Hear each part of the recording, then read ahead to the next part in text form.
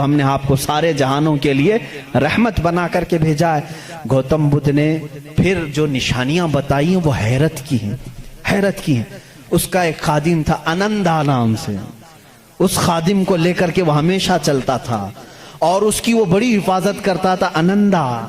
और श्रीलंका की जमीन पर या किसी और इलाके में उसने अनंदा ने पूछा कि तुम जिस मैत्रिया का जिक्र करते हो कि एक बड़ा बुद्धा आएगा, उसकी कुछ निशानियां भी तो बताओ। तो उसने कहा गौतम बुद्ध ने कि मुझे जहां तक मालूम होता है, जिस तरह तू मेरा अनंदा है, इसी तरह वो मैत्रिया का भी एक खादिम होगा जो उसे कंधों पर बिठा करके एक गार तक ले जाएगा। और दूसरे कुछ अल्फाज में उसकी तशरीह बाज लोगों ने कहा वो हजरत अनस रज़ियल्लाहु ताला अन्हु जो हुजूर सल्लल्लाहु अलैहि वसल्लम के खादिम थे, हमेशा हुजूर के साथ रहते थे, हर जंग में हुजूर के साथ थे, डिफेंस के लिए रहते थे हजरत अनस रज़ियल्लाहु ताला अन्हु। बहरहाल उसने फिर पूछा अनंदा ने गौतम बुद्ध से कि बुद्धा उसकी और कुछ निशानियां बताओ कि जब वो आएगा तो कैसा होगा।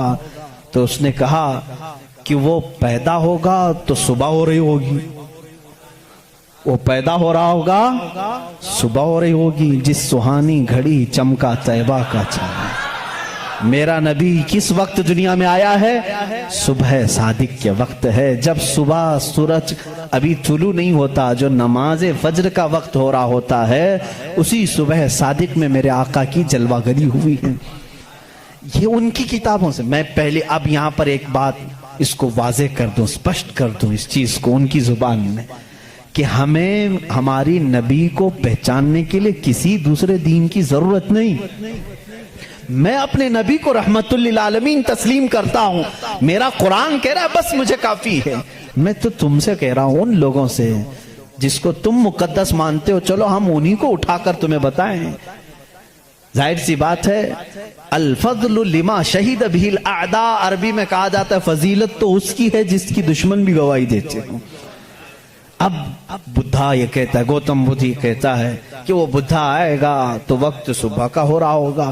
फिर कहा उसने कि उसकी एक और अलामत मैं तुम्हें बताऊं कि उसको बहुत बड़ी बसीरत मिलेगी, बहुत बड़ी बसीरत, नॉलेज उसके पास बहुत बड़ा आएगा, इतना बड़ा आएगा कि वो उस नॉलेज से पूरी दुनिया को देखेगा।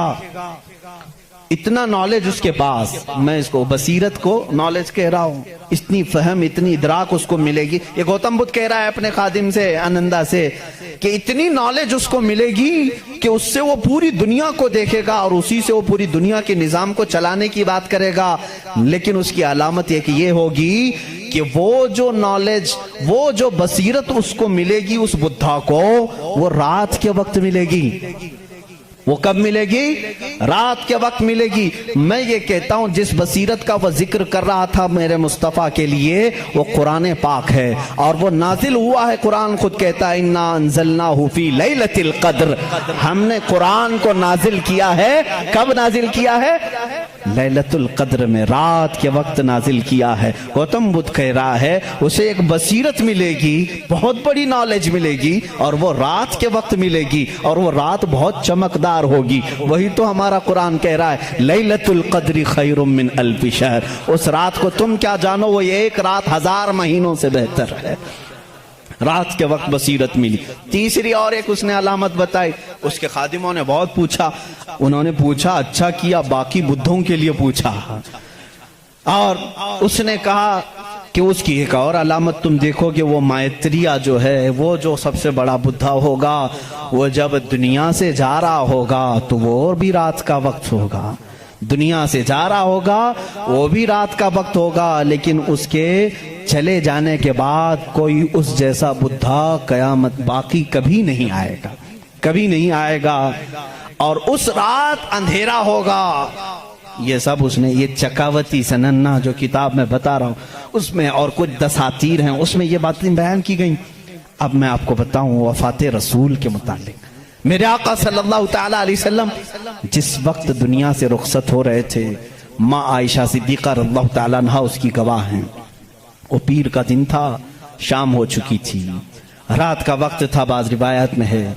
रसूल करीम सल्लल्लाहु ताला अलैहि वसल्लम उस वक्त नज़ा की आलम में थे।